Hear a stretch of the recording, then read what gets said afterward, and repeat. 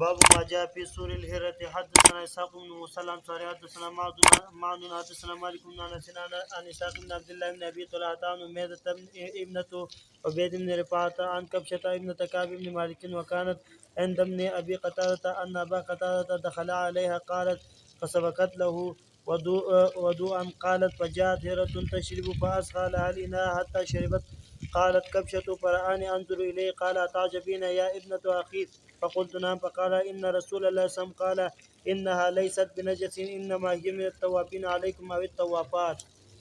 بسم الله الرحمن الرحیم. باب ما جاء في سؤر الهرته. باب دې په بیان د جوټې د پښو کې دا وای بند کې کله چې دغه نور ناراضي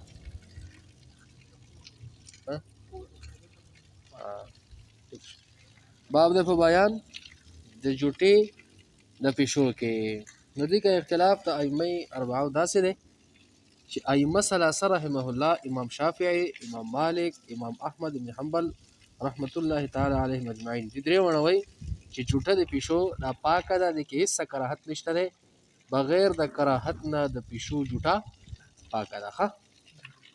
امام ابو حنیفه رحمت الله علیه فرمایي چې جوټه د پښو دا مکروه ده. جوټه د پښو څه ده؟ مکروه ده. خدا مکروه تنزیهی ده، بیا ها مکروه تحریمی نه ده، مکروه تنزیهی ده. نو مکروه تنزیهی د پاره هم امام ابو حنیفه رحمت الله علیه دلایل لري. ها څه لري الکه؟ دلایل لري کنه. لکه دغه یو حدیث ته استدلال کوي چې بره تیر شولو او باو ما جاء په سور الکرب کې کنه ورک فرمایي چې کله سپه په کوم ځای کې جوټو کې وکړت باغې ځلې کېږي اخر په تراب سره د ویزا ولغت فيه الهرة نو غسل مرة او که پیشو یو شی څه کو جوټه کو نو بس کولای کېږي یا دا غلاړې کم کپڑے یا کم بدن ته څه تور ورسېدلې نو دا بس کولای کېږي یو کرت پینځلې کېږي یو کرت پینځلې کېږي. د قرنګي په دې معنا سره نور احادیث مبارکه وارد دي چې امام ابو حنیفه رحمت الله علیه د څه کوي استدلال کوي. نبی اسلام د کوی شو د جوټه برا کې تاسو کو وکړې شو نبی اسلام ورک جواب ورکړو اذا ولغت فيه الهرة غسل مرة او مرتين. ابو داود شریف روایت ده یو کرت پینځل کېږي یا دو کرت. دا انزل د دې چیز یو کرت یا دو کرت دا پس دلالت کوي په کراهت باندې کنه. کراهت پکې دی بیا هم ها او کراهت تنزیه دی په خبره باندې پوه شولې. کراهت تحریم پکې بیا هم نشته د احناف په نسبت باندې. بعض علماء په کې لیک اختلاف کړي دی. امام طحاوی رحمت الله علیه امام ابو حنیفه رحمت الله علیه د کراهت تحریم قول نقل کړي دی. ګورئ خو د لاندې فقهاو چې کوم د روایت حسن بن زیاد باندې امام ابو حنیفه رحمت الله علیه د کراهت تنزیهی قول نقل کړي دی. د امام ابو حنیفه رحمت الله علیه کې اختلاف د نقل شته. فکر د فراغ امام کرخی امام طحاوی رحمه الله د دیو نقل امام ابو حنیفه رحمت الله علیه د کراهت تحریم دی او دی خپل نظر په کوم د کراهت تحریم دی او دا نور فقها لاندې بیا چې کوم دی امام ابو حنیفه رحمت الله علیه په روایت حسن بن زیاد باندې کراهت تنزیه نقل کوي. ها د خبره باندې پوهیږئ. او بل استدلال چې کوم د حدیث پاک نه امام ابو حنیفه رحمت الله علیه کوي نو هغه حدیثونه استدلال کوي چې په کوم کې راغلي دي چې مبارک فرمایي الهرة یا السنور سبع. سنور لفظ راغلی حدیث کې او هرې لفظ راغلی چې یا د هره پیشو او یا سنور پیشو سبع دا څه شی دی؟ درینده دی، ځناور دی درینده. درینده هغه جوټه چې کوم د عام طور د نورو هغه ټیک نه کنه کراهت وي کنه کې تنم کراهت نقل شو. خبره باندې پوه شوې که پوه نه شوې؟ مانګه کم خوري مانګه کم خوري. اول دا چې د خوراک څه شی دی دم صحیح نه دی. ښه ګنده خوراکونه کوي لکه دا مانګه څنګه دی دی خوري که نه خوري داسې خوري د خدای مسلمان د فیورټ خوراک څه شی دی؟ کومه اینه چې په برېتو باندې پاتې شي که نه اپس هم د بلا بچی دی سره پسې وڅټي که نه. نو لحاظه دا خوراک هم څه شی دی وروره ګنده دی. لحاظه امام ابو حنیفه رحمت الله علیه خو یو لوی عالم و، لوی فقیه و لوی مجتهد و که نه. هغه خو به د مسلې هغه مغز ته کوزېده هغه بالکل هغه دغه داسې ځای ته به ورسېده پکې چې هغې ته بیا د بل چا عقل او فکر او استنباط نه وررسېده د الله بندګان. د دې وجې نه د دې زمانې خلکو چې مسلمان په غیر المقلدینو سره دیو د امام ابو حنیفه رحمت الله علیه په فقه باندې اعتراضونه کوي. دا ولې کوي؟ ځکه د امام ابو حنیفه رحمت الله علیه چې کوم استنباط او استخراج کړی دی او کوم استدلال یې کړی دی د دین ناقصانو عقل هغې ته نه وررسېږي. او دا خبره ما د ډېرو کتابونو په حواله باندې نقل کړې ده، ایستلې مې ده. د امام منیفر رحمت الله علیه د استدلال هغه طریقې ته څوک نه دی رسېدلی، استنباط ته نه دی رسېدلی، ځکه ورکې چې کوم دی څه راغلی دی، بیا په هغه اعتراض راغلی دی. ورع تقوا هغه بیا که دغه شان ته وګوره چې کوم ورع الله ورکړی وه، کومه تقوا الله ورکړې وه، دغه بیا جدا باب دی. باب د استنباطات جدا دی، باب د ورع او د تقوا جدا دی. ځان ځان له بیا کتابونه لیکل شوي او فضیلت خدا دی، فضیلت خدا دی چې څه چل ورکړی شي لکه دشمن دله چې کوم دی ګوی ورکړي چې او پتا کې دا خوبي او دا خواله شته دی. خبره باندې پوه شو که پوه نه شولو؟ ټول اصل د خلاف په وخت باندې ټول د سفیان او سفیان سوری او ویني ابي ليلى او د هغې سره امام شافعي رحمت الله علیه چې څومره مقلدین دي لکه پای کې سر فهرست ابن حجر عسقلاني رحمت الله علیه، ابن حجر هیتمی رحمت الله علیه، جلال الدین سیوطي رحمت الله علیه، د امام ابو حنیفه رحمت الله علیه په مناقب باندې کتاب لیکي. امام جلال الدین سیوطي صاحب کتاب لیکلی دی تبییض الصحیفه په مناقب امام ابي حنیفه.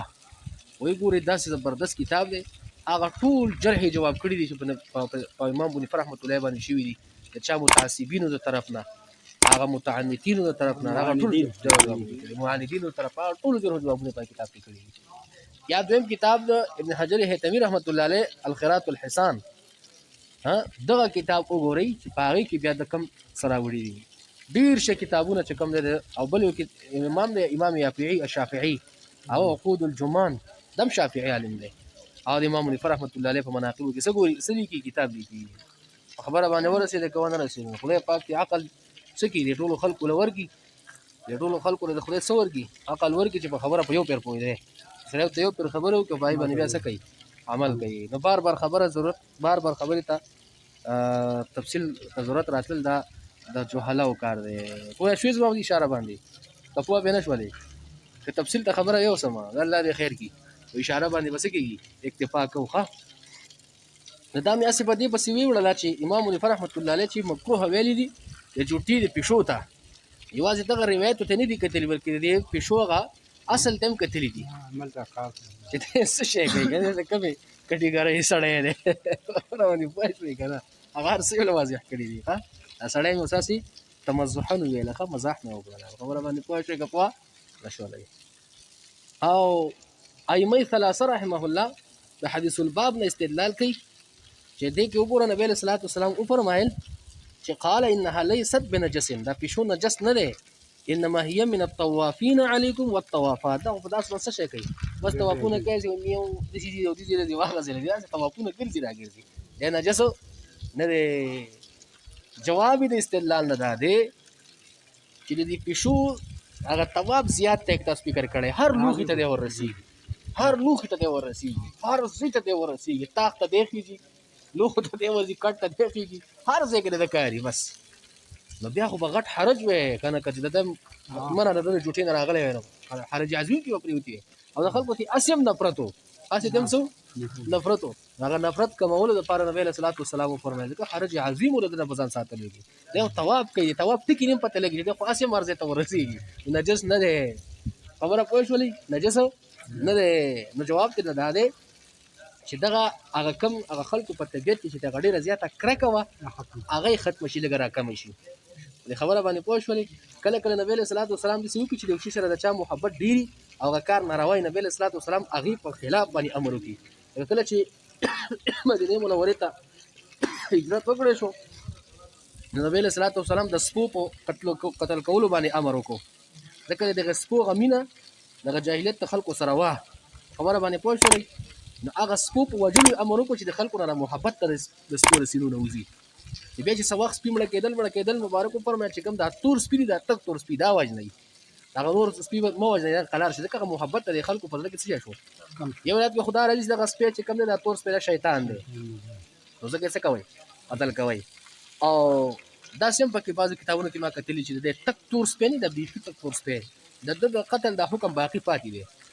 په اکثرو کتابونو کې داسې هم راغلی چې نه نبی علیه صلات وسلام بیا وروسته فرمایل چې موږ له څه دي او سپو له څه دي ګرځي دي ځان له نو بیا دغه د امر هم څه شی شو بره کړی شو. ښه دا ولې چې د دې سپو سره هغه محبت د خلکو څه شی شي. او دلته نبی علیه صلات وسلام چې د پیشو باره کې وویل چې دا طوافات او طوافینو نه دی چې د خلکو دغه کرکه لږ شانته کمه شي نو بیا خو هم کراهت تنزیهي خو پکې شته که نه د کراهه د تنزیه سره خو څه منافات نه لري که نه. یا بل روایت کې راځي چې نبی علیه صلات وسلام یا دې روایت کې هم دي که نه چې پیشو راغله هغې ته دا لوښی چې کوم دی داسې راستون کړو هغه پیشو ته څه وکړله جوټه وکړله او بای بیا نبی علیه صلات وسلام مبارک اودس کړی دی. نو د هغې جواب دا دی چې دا نبی علیه السلام دا فعل چې کوم دی دا د بیان جواز دپاره دلیل دی. جواز پکې دی موږ هم جایز وایو ورته که نه پیشو چې کوم ځای اوبه جوټه کړي په هغې اودس کېږي نه ولې به نه کېږي جایز خو دي که نه خو کراهت پکې دی مع الکراهت ته دا فعل د نبی علیه السلام مبارک دا دلالت کوي په بیان الجواز باندې. یا لکه پوه شوئ که پوهه نه شولئ. ها نو دا حدیث پاک کې څنګه راځي که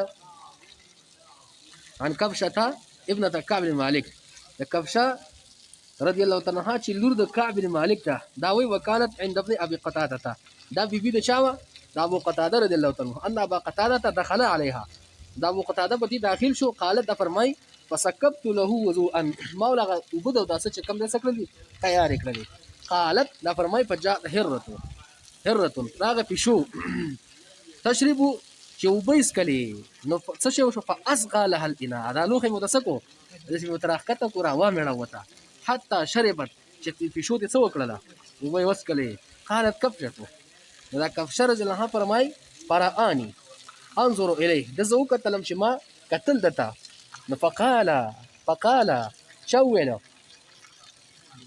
ابو قتاده اتعجبين تتعجب کې یا بنت اخي ای زما ضرور لوري دا د عرب عادت د سنخه دا لکه موږ هم خلکو ته ترز بیا اوس خو دې خلکو کې کم شوی دا عادت خو دې قبایلي خلکو کې ډېر زیات دی د ترز بیا څنګه وي داسې وایي که نه وایي د تروز بیا د ماماز بیا دا الفاظ چې کوم دی څه شی دی دا محاوره وکړه نو دی ورته هم وایي یا بنت اخي ای زما د رور لورو یعنې څه شی شوه خورېده نو دا خو شوره چې نو بیا کار رانیږي که نه فکر دی هغه دا محاوره ده ښه قوم هغه دا د دې قومي ژبې پښتو اتعجبین ته د دې نه تعجب کې چې ما پیشو ته څه وکړله وبراله کته کړې ده او داسه فقلت ما ورته نعم او وفرمایل فقال ان رسول الله صلی الله علیه وسلم قال نبی علیه الصلاة والسلام مبارک فرمایي انها لیست بنجس دا پیشو څه ده نجس نه ده دا خو تاسو طواف کوونکي ده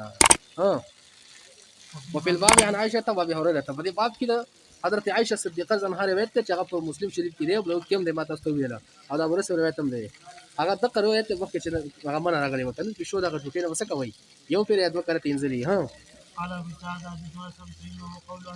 دا وایي قول د اکثر علماو دي د اصحابو د نبی اسلام نه او د تابعین نه او رسول تبع تابعین نه لکه شافعي امام شافعي رحمۃ اللہ امام احمد بن حنبل رحمۃ اللہ علیہ اسحاق بن راویہ شو لم يروا بسؤر الهله فاسا دیو په جوټې د پیشو باندې سباق نه غني وهذا احسن شيء في هذا الباب ودا خبره څه ده ښه خبره ده په دې باب کې ما مالک صاحب دې حدیث ته چې کم دې سور کړي د قوت ور کړي